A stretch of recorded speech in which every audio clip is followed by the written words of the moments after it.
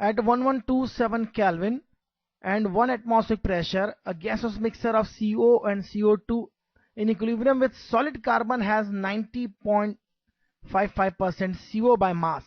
By mass जो है वह CO है.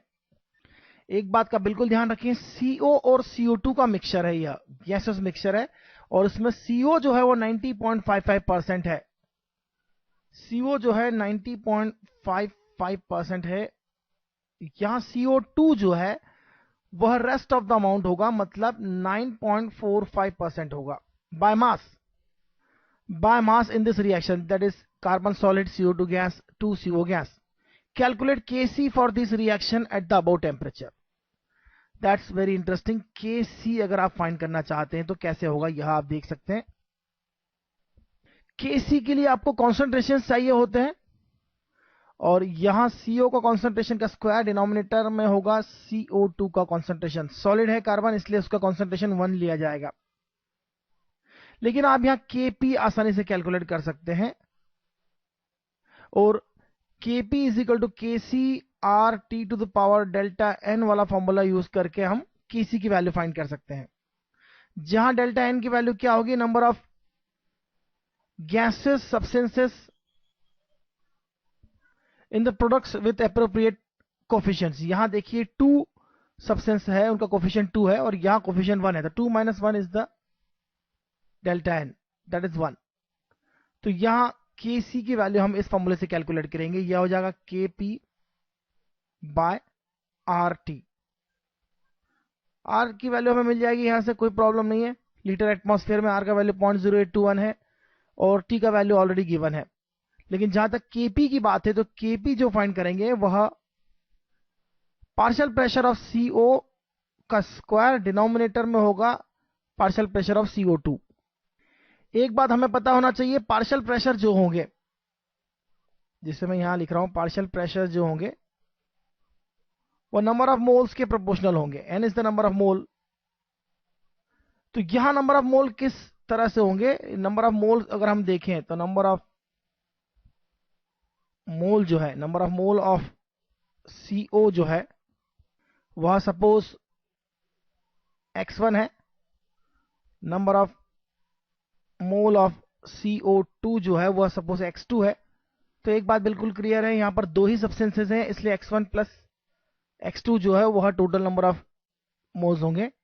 लेकिन यहां हम एक काम करेंगे, number of moles, partial pressure suppose number of moles n के प्रोपोर्शनल है, तो number of mole of CO हम x1 ले रहे हैं, number of mole of CO2 जो है x2 ले लेते हैं.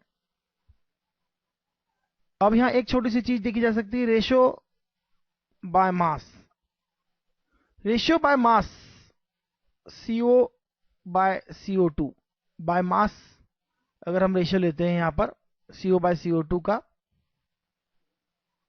तो देखिए क्या होगा, वह होगा 90.55 divide by 9.45. Ratio by moles of CO and CO2. Mole ratio निकालने के लिए CO को उसके एटॉमिक मास से डिवाइड करेंगे, जो कि होगा 12 प्लस 16, दैट इज 28. और CO2 के लिए यह 9.45 डिवाइड बाय 44 होगा. CO2 का मोलर मास होता है 44. तो यह रेशियो बाय मोल हो गया. तो जहां तक बात है पार्शियल प्रेशर की, वह देखिए आप. पार्शियल प्रेशर PCO जो होगा वह कितना होगा, यह total pressure into mole fraction of CO. Mole fraction of CO जो होगा x1 upon x1 plus x2. आप इस बात को ध्यान से जानते होंगे, पार्शियल प्रेशर अगर CO को निकालना है आपको तो total pressure into mole fraction of carbon monoxide होगा.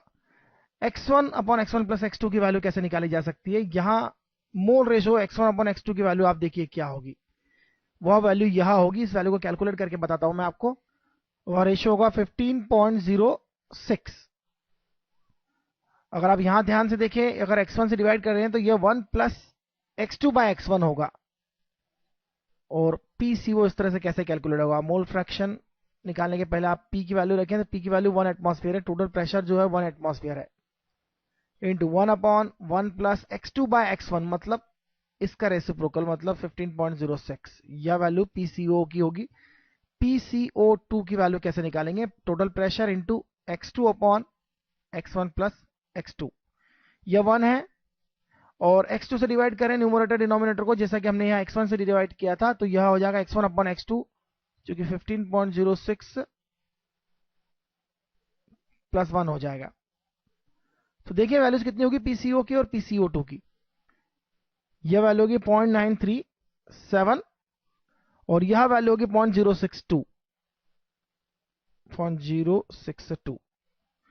यह वैल्यू सब्स्टिट्यूट कर देते हैं केपी की वैल्यू के लिए। पीसीओ 0.937 का स्क्वायर हो जाएगा, डिनोमिनेटर में 0.0622 होगा,